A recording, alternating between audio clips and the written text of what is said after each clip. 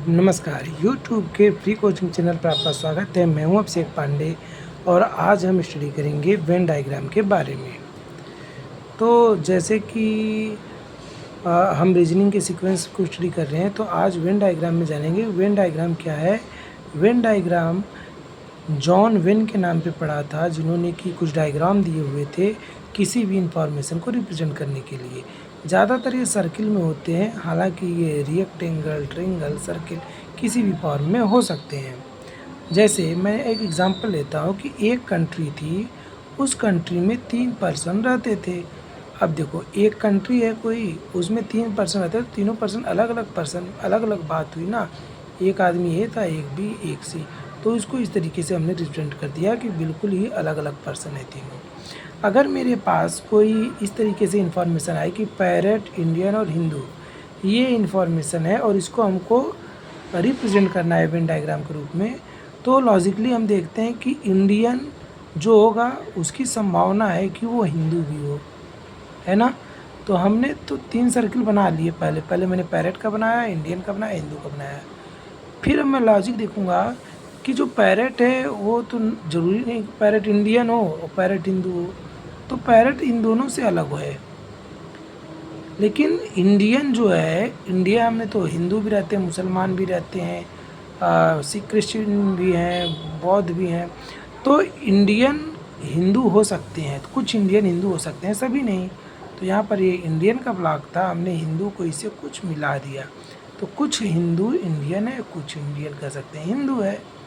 जबकि क्या तोता एक हो सकता है भारतीय या हिंदू होता है? तोते का तो कोई धर्म नहीं होता, इसलिए बिल्कुल अलग है। ठीक है जी। अब उसी तरीके से एक एग्जांपल लेते हैं। अच्छा, अगर ये रहा होता है कि क्या सभी इंडियन हिंदू है, तो आंसर है तब भी नहीं, क्योंकि सभी इंडियन हिंदू नहीं है। अगर सब इंडियन हिंदू होते तो पूरा का पूरा एक बड़ा सा ब्लॉक बनाते, उसके अंदर हम हिंदू को डाल देते। अब अगले एग्जाम्पल पे आते हैं, वो है काऊ, डॉग और एनिमल। इस इंफॉर्मेशन को हमें वेन डायग्राम में रिप्रेजेंट करना है।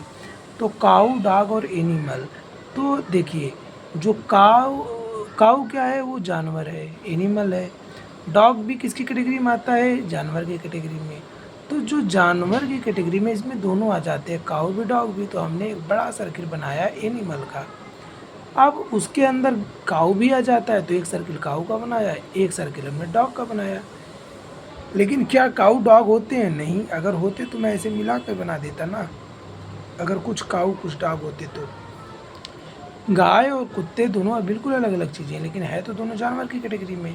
तो इसीलिए हमने एनिमल का एक बॉक्स बनाया जिसमें काऊ और डॉग को अलग अलग दिखा दिया। एक और एग्जांपल लेते हैं, मेल, ड्राइवर और फीमेल।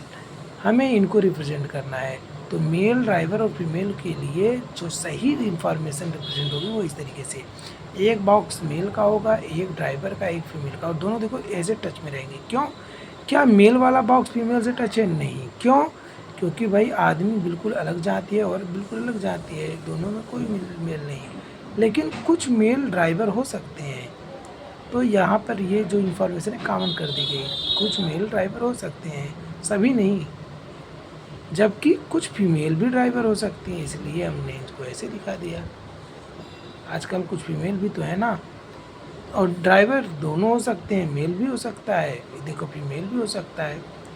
तो इस तरीके से हमने इस इंफॉर्मेशन को शो किया। अब एक और एग्जांपल देखते हैं, जब किसी के आपके एग्ज़ाम में कुछ मैथमेटिकल टाइप में आ जाता है, जहाँ पर आपको बोला जा रहा है, पहले ये वेन डायग्राम देखिए। यहाँ पर कहा जा रहा है कि ग्रुप ए ऐसा है जहाँ पर लोग इंग्लिश बोलते हैं। तो ये ग्रुप ए है, उन्होंने दिखाया है कितने लोग इंग्लिश बोलते हैं। अब आपसे पूछा जा सकता है कितने लोग इंग्लिश बोलते हैं, तो ग्रुप ए में कितने लोग दिखाई दे रहे हैं? 9, 2, 11, 3, 14, 5, 19। तो आप जवाब दे दोगे 19 लोग इंग्लिश बोलते हैं। फिर ग्रुप बी, जो वो लोग हैं जो कि हिंदी बोलते हैं, हिंदी बोलने वाले इतने लोग हैं।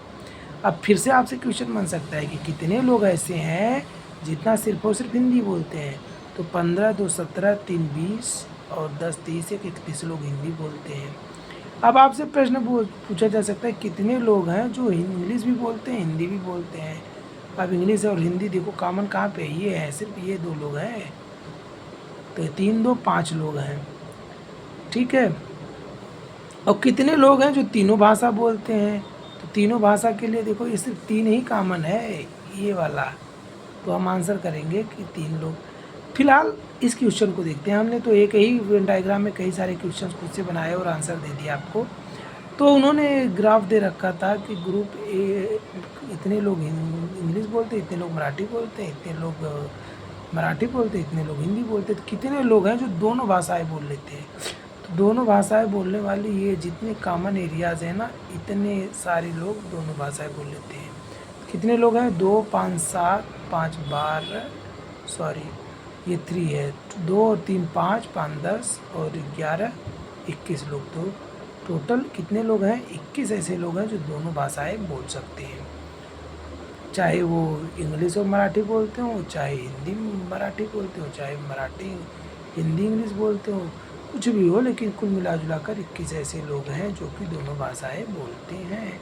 तो हम अपना ऑप्शन देखेंगे और इसमें से हम टिक मार देंगे जो सही है, जो कि है 21। तो उम्मीद करता हूँ आपको वीडियो समझ में आया होगा और आप वेन डायग्राम को अच्छे से समझ पाए होंगे। दोस्तों उम्मीद है आप हमारे चैनल को ज़रूर सब्सक्राइब करेंगे। मिलते हैं अगले वीडियो में, तब तक के लिए take care and good bye.